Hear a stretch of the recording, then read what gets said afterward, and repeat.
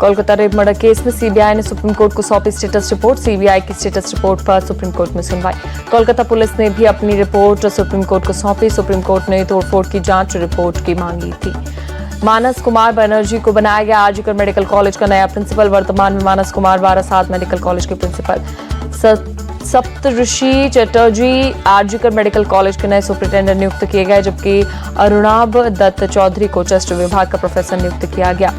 बढ़ते विरोध के दबाव में ममता सरकार का बड़ा एक्शन। आरजीकर मेडिकल कॉलेज की प्रिंसिपल सुहारिता पाल को पद से हटाया गया।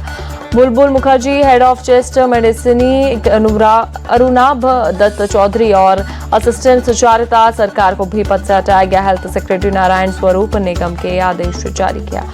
हेल्थ सेक्रेटरी ने एडीजी सीआईएसएफ के अधिकारियों के साथ की मीटिंग। सीआईएसएफ की तैनाती, सुरक्षा के उपायों सहित कई मुद्दों पर हुई चर्चा। कोलकाता डॉक्टर मामले में सीबीआई की लगातार कर रही जांच। पूर्व प्रिंसिपल संदीप घोष की कार की ली तलाशी। कोलकाता रेप मर्डर केस सुलझाने में जुटी सीबीआई। मुख्य आरोपी संजय रॉय, पूर्व प्रिंसिपल संदीप घोष और एएसआई अनूप दत्त से की पूछताछ। सीबीआई ने सौरभ नाम के शख्स की भी पूछताछ। आरोपी संजय अस्पताल में इसी सौरभ से गया था मिलने। पूर्व प्रिंसिपल पर आरजीकर मेडिकल कॉलेज के पूर्व उपाधीक्षक अख्तर अली का खुलासा। कहा आरोपी संजय रॉय के साथ संदीप घोष को धोखा दिया। बदलापुर में नाबालिग बच्चियों से यौन उत्पीड़न के मामले में बॉम्बे हाईकोर्ट में लिया स्वतः संज्ञान। न्यायमूर्ति रेवती मोहिते डेरे और न्यायमूर्ति पृथ्वीराज चौहान कर रहे सुनवाई। बदलापुर बच्चियों से यौन उत्पीड़न मामले में एक्शन जांच के लिए स्कूल पहुंची थाने क्राइम ब्रांच की टीम। बदलापुर स्कूल मामले में आरोपी अक्षय शिंदे पर घर पर तोड़फोड़, मौके पर पहुंची पुलिस मामले की जांच में जुटी। बदलापुर में प्रदर्शन पर पुलिस का एक्शन। पुलिस ने 300 से ज्यादा लोगों पर केस किया। 22 को 14 दिन की न्यायिक हिरासत में भेजा गया। बदलापुर मामले पर हुए आंदोलन को महाराष्ट्र सीएम ने पॉलिटिकली मोटिवेटेड बताया। कहा माजी लाडकी बहन योजना की सफलता से विपक्ष के पेट में दर्द। सीएम एकनाथ शिंदे ने बदलापुर घटना को बताया पीड़ादायक। कहा आरोपी को कड़ी से कड़ी सजा दी जाए। लड़कियों की सुरक्षा के लिए महाराष्ट्र सरकार के दिशा निर्देश। अब स्कूल के परिसर में सीसीटीवी लगाना होगा अनिवार्य। बदलापुर घटना पर महाराष्ट्र ने तुरंत एक्शन लिया। सीनियर वकील उज्जवल निकम का बयान। बदलापुर घटना पर बोले शरद पवार, जब सरकार से न्याय नहीं मिलता तो आंदोलन होता। जितेंद्र आव्हाड ने महाराष्ट्र सरकार को बताया संवैधानिक। कहा अपराध के खिलाफ आवाज उठाने वालों पर केस किया।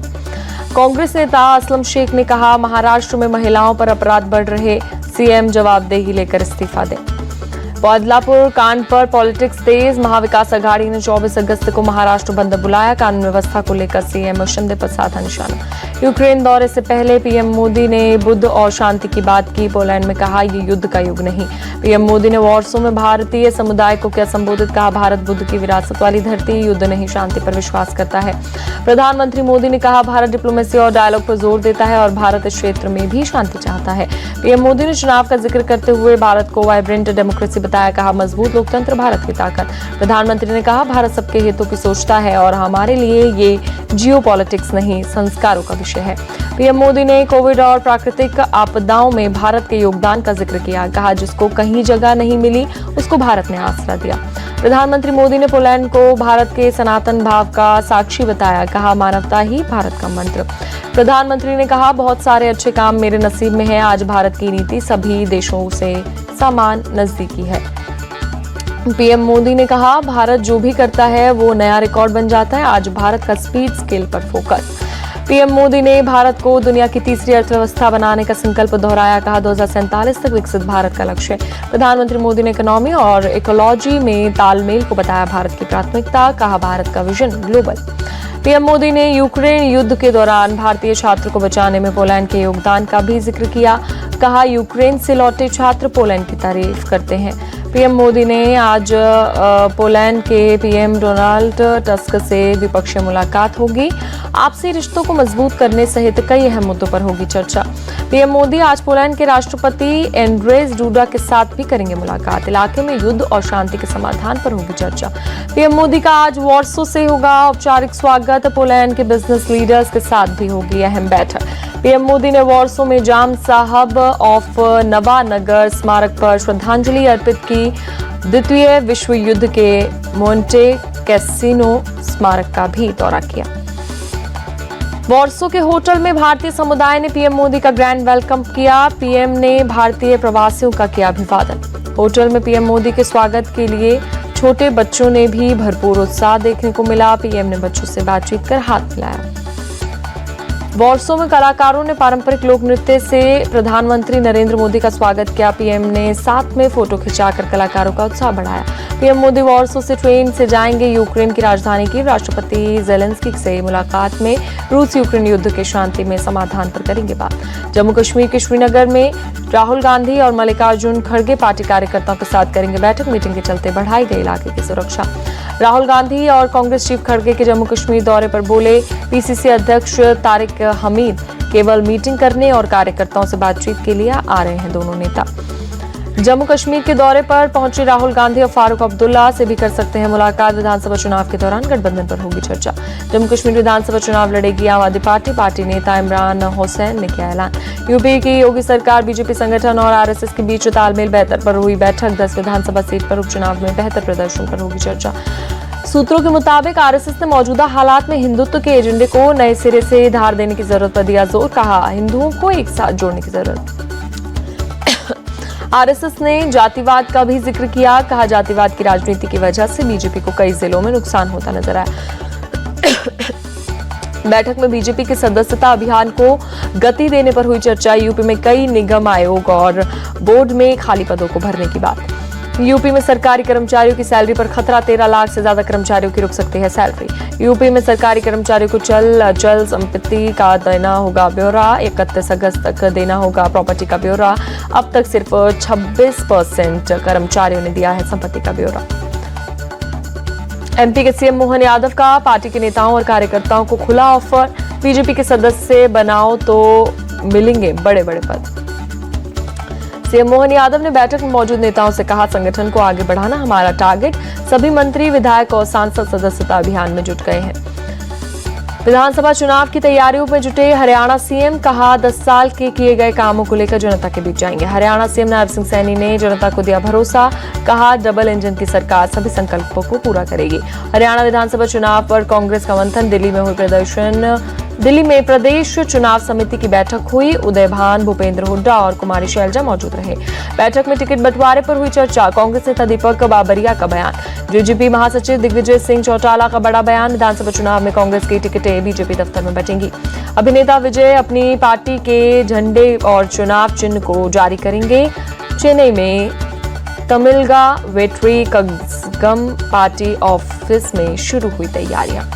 आंध्र प्रदेश के अनकापल्ली में फार्मा कंपनी के रिएक्टर में हुआ ब्लास्ट। हादसे में 17 लोगों की मौत, 20 लोग घायल। कंपनी में लंच का समय होने की वजह से अधिकांश कर्मचारी घटनास्थल पर नहीं थे मौजूद। हादसे के तुरंत बाद चलाया गया रेस्क्यू ऑपरेशन।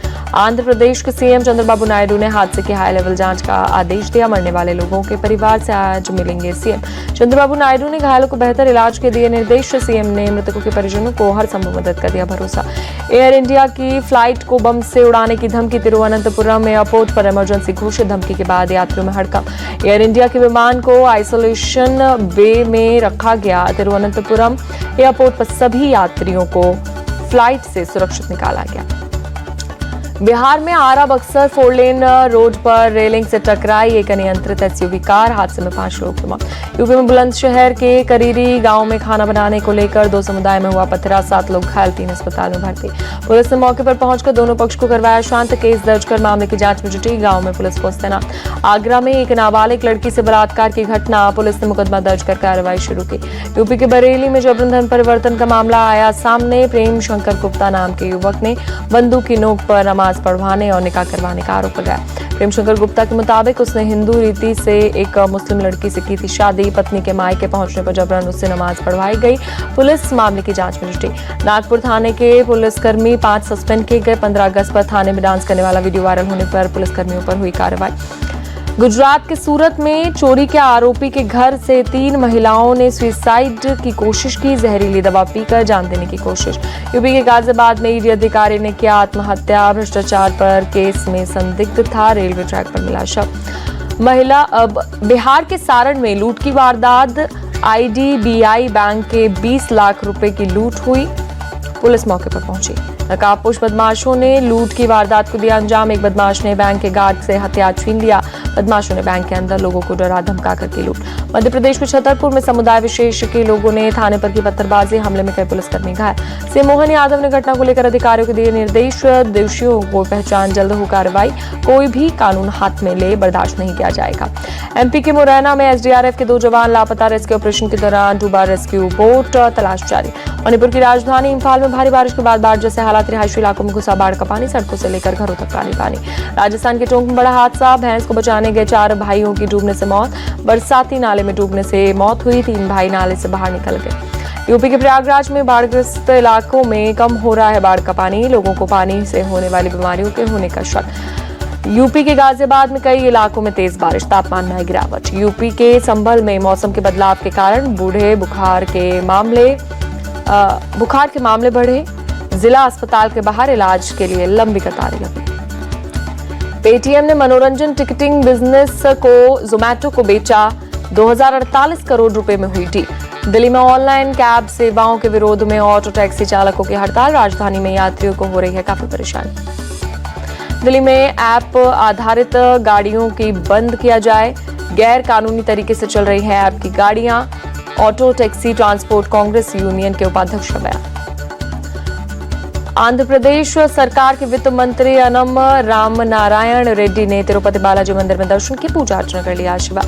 गृह मंत्री अमित शाह ने अमरनाथ यात्रा को लेकर दी जानकारी, बोले अमरनाथ यात्रा का सफल आयोजन संपन्न। इस बार रिकॉर्ड 5,12,000 भक्त पवित्र शिवलिंग के किए दर्शन। अयोध्या में दीपोत्सव की तैयारी शुरू, इस बार रिकॉर्ड 25 लाख दिए जलाकर गिनीज बुक में रिकॉर्ड दर्ज कराएगा अयोध्या में प्राण प्रतिष्ठा के बाद पहली बार खास बनाया जाएगा दीपोत्सव। 1 सितंबर को धूमधाम से मनाया जाएगा दीपोत्सव। अभिनेता चिरंजीवी का 69वां जन्मदिन आज। चिरंजीवी ने तिरुमाला के वेंकटेश्वर स्वामी मंदिर में की पूजा अर्चना।